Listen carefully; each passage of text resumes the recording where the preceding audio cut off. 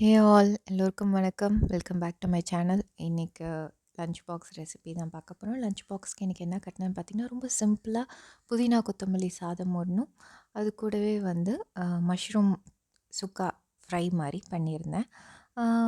உங்களுக்கு இந்த புதினா கொத்தமல்லி சாதம் பார்த்திங்கன்னா, ரொம்ப புதினா சாதம் மாதிரியும் இருக்காது, உங்களுக்கு கொத்தமல்லி சாதம்னு சொல்ல முடியாது. ரெண்டுமே சம அளவாக தான் எடுத்துப்பேன். கூடவே காரத்துக்கு பச்சை மிளகாய், இந்த சாப்பாட்டில் நம்ம வேறு எந்த காரமும் சேர்க்க போகிறதில்ல. ஸோ உங்கள் காரத்துக்கு தகுந்த அளவு பச்சை மிளகாய், நான் ஒரு 3 பச்சை மிளகாய் எடுத்திருக்கேன். அதெல்லாம் மிக்ஸி ஜாரில் போட்டு நீங்கள் ஒரு நல்ல ஒரு ஃபைன் பேஸ்ட்டாக அரைச்சி எடுத்துக்கோங்க. குக்கர்லேயே தாளித்து விடுறது ஒன் பாட் மீல். ரொம்ப சிம்பிளான ரெசிபி இது, மார்னிங் ஹார்ஸில் பண்ணுறதுக்கு. புதினா மட்டும் நீங்கள் க்ளீன் பண்ணி வச்சுருந்தீங்கன்னா இன்னும் ரொம்ப ஈஸி பண்ணுறது மார்னிங். நான் குக்கரில் வந்து கொஞ்சமாக ஆயில் ஆட் பண்ணிவிட்டு, அதில் வந்து தாளிப்புக்கு பார்த்திங்கன்னா வந்து ஒரு பிரிஞ்சி இலை, ஒரு துண்டு பட்டை, 2 லவங்கம் இதெல்லாம் சேர்த்துட்டு, பிரியாணி கறி ரமன் நீட்டாக நான் வந்து வெங்காயம் அரைஞ்சி வச்சுருக்கேன். ஒரு பெரிய சைஸ் ஆனியன், அது நல்லா வெங்காயம் வதங்கின உடனே இஞ்சி பூண்டு பேஸ்ட்டு ஒரு டீஸ்பூன் மாதிரி இஞ்சி பூண்டு பேஸ்ட் போட்டு அதையும் நல்லா வதக்கிக்கோங்க. பச்சை வாடை போக, இஞ்சி பூண்டு பேஸ்ட்டோட பச்சை வாடை போக நல்லா வதக்கிக்கோங்க. உங்கள்கிட்ட இஞ்சி பூண்டு பேஸ்ட் இல்லைன்னா, நீங்கள் அந்த புதினா கொத்தமல்லி பச்சை மிளகா அரைக்கும் போது இஞ்சி ஒரு துண்டு, 2 பூண்டு இதெல்லாம் அரைச்சி அது கூடவே சேர்த்து நீங்கள் அரைச்சிக்கலாம். அதுக்கப்புறம் நல்லா இதோட சேர்த்து நல்லா வதக்கி விட்டுக்கலாம். நான் இஞ்சி பூண்டு பேஸ்ட் நல்லா வதங்கினதுக்கப்புறமா ஒரு மீடியம் சைஸ் தக்காளி நறுக்குனது அதையும் ஆட் பண்ணி, கொஞ்சமாக உப்பு சேர்த்து, மஞ்சள்தூள் சேர்த்து நல்லா தக்காளி நசுங்குற அளவுக்கு குக் ஆகட்டும் கொஞ்ச நேரம். அது குக் ஆனதுக்கப்புறமா நீங்கள் வந்து அந்த நம்ம அரைச்சி வச்சுருக்க அந்த புதினா கொத்தமல்லி பேஸ்ட்டை ஆட் பண்ணிக்கலாம்.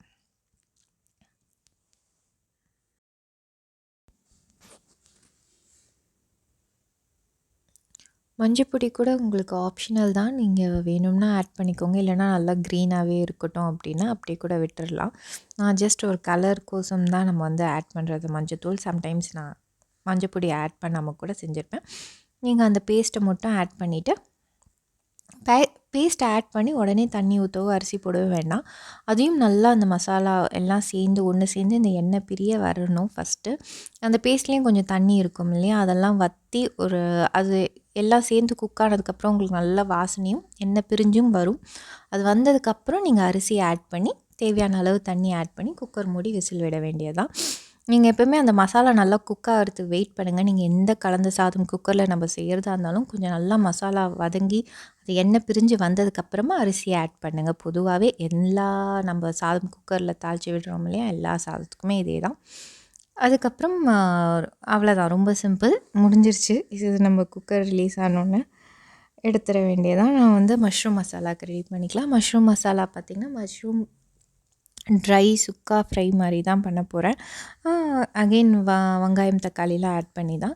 ஒரு கடாயில் கொஞ்சமாக எண்ணெய், அதுலேயே வந்து நான் 2 மீடியம் சைஸ் ஆனியன் நல்லா பொடியாக நறுக்குனது, அது கூடவே கருவேப்பிலையும் சேர்த்து நல்லா வதக்கி விட்டுக்கோங்க. ஆனியன் நிறைய போட்டால் நல்லாயிருக்கும் மஷ்ரூம் இந்த சுக்காவுக்கு. வெங்காயம் நல்லா வதங்கினதுக்கப்புறமா ஒரு டீஸ்பூன் மாதிரி இஞ்சி பூண்டு பேஸ்ட் அதையும் ஆட் பண்ணி நல்லா பச்சை வாடை போக வதக்கி விடுங்க. இஞ்சி பூண்டு பேஸ்ட் வதங்கினதுக்கப்புறமா ஒரு மீடியம் சைஸ் தக்காளி நறுக்கி வச்சுருக்கேன், அதையும் ஆட் பண்ணி நல்லா குக் ஆகட்டும். இது எல்லாமே உப்பு சேர்த்து நீங்கள் நல்லா மசாலாவெலாம் குக் ஆகட்டும். தக்காளி வெங்காயம் அந்த தக்காளி நசுங்கிற அளவுக்கு குக் ஆனதுக்கப்புறமா நம்ம வந்து ட்ரை மசாலா தூள்லாம் ஆட் பண்ணிக்கலாம். ட்ரை மசாலா தூளில் பார்த்திங்கன்னா, நான் தனியாத்தூள் ஒரு டீஸ்பூன் மாதிரி, அப்புறம் வரமிளகாய் தூள் ஒரு 1.5 டீஸ்பூன் மாதிரி ஆட் பண்ணியிருக்கேன். அப்புறம் மஞ்சத்தூள், இது இல்லாமல் அரை டீஸ்பூன் மாதிரி ஜீரகப்பொடி, அரை டீஸ்பூன் மாதிரி பெருஞ்சீரகப்பொடி, சோம்புத்தூள். பெருஞ்சீரகம் சோம்புத்தூள்னாலும் ஒன்று தான், ரெண்டுமே அரை அரை டீஸ்பூன் ஆட் பண்ணியிருக்கேன். மிளகுத்தூள் ஒரு அரை டீஸ்பூன் வந்து நம்ம கடைசியாக ஆஃப் பண்ணுறதுக்கு முன்னாடி மிளகுத்தூள் அரை டீஸ்பூன் ஆட் பண்ணி பரட்டி விட்டு ஆஃப் பண்ணிட வேண்டியதுதான். ஸோ இப்போ ஆட் பண்ணல நான் மிளகுத்தூளை. ஸோ நம்ம ஆஸ் யூஷுவல் மசாலா நல்லா குக் ஆகி எண்ணெய் பிரிஞ்சு வந்ததுக்கப்புறமா நான் அந்த மசாலா குக் ஆகிறதுக்காக மட்டும்தான் கொஞ்சமாக தண்ணி விட்டேன், நிறைய தண்ணி விட வேணாம். மசாலா குக் ஆகி எண்ணெய் பிரிஞ்சு வந்ததுக்கப்புறமா நீங்கள் மஷ்ரூம் நறுக்கி வச்சுருக்க மஷ்ரூம் ஆட் பண்ணி நல்லா பரட்டி விட்டுட்டு சிம்மில் வச்சு மூடி போட்டு விட்டுட்டிங்கன்னா, ஒரு 5 மினிட்ஸ் விட்டிங்கனாலே நீங்கள் ஓப்பன் பண்ணி பார்க்கும்போது மஷ்ரூம் நிறைய தண்ணி விட்டுருக்கும். நம்ம ட்ரையாக வேறு பண்ண போகிறோங்கிறதால தனியாக மஷ்ரூம் வேக நீங்கள் தண்ணியே விட தேவையில்லை. நீங்கள் மசாலாவில் பெரட்டி மூடி போட்டு விட்டிங்கன்னா 5 மினிட்ஸில் அது நிறைய தண்ணி விட்டு குக் ஆகிடும். மஷ்ரூம் 5 மினிட்ஸ் தான் அது குக் ஆகிடும். இப்போ பார்த்திங்கன்னா அதுவே தண்ணி விட்டு குக் ஆகிடுச்சு. நிறைய தண்ணி இருக்குது. இப்போ அந்த தண்ணி சுண்டி நம்ம நல்லா ஒரு சுக்கா பதத்துக்கு அது வந்ததுன்னா ஃப்ரை ஆகி வந்த உடனே நீங்கள் ஆஃப் பண்ணிடலாம். கடைசி ஆஃப் பண்ணுறதுக்கு முன்னாடி 1/2 டீஸ்பூன் மிளகுத்தூள் சேர்த்தா அது ஃப்ளேவர் நல்லாயிருக்கும். இதே தான் மஷ்ரூம் மிளகு வறுவல் அப்படின்னு சொன்னாலும் இதே ரெசிபி தான், எந்த டிஃப்ரென்ஸும் கிடையாது. நீங்கள் மிளகு காரத்தை கொஞ்சம் தூக்கலாக போட்டுக்கோங்க, வரமிளகாய் தூளை கம்மியாக போடுங்க, அவ்வளோதான். நான் மிளகு காரத்தை அதிகம் பண்ணிலாம் நான் பண்ணலை. அப்புறம் குழந்தைங்க சாப்பிட மாட்டாங்கன்றதால மிளகு காரத்தை கம்மியாக தான் போட்டிருந்தேன்.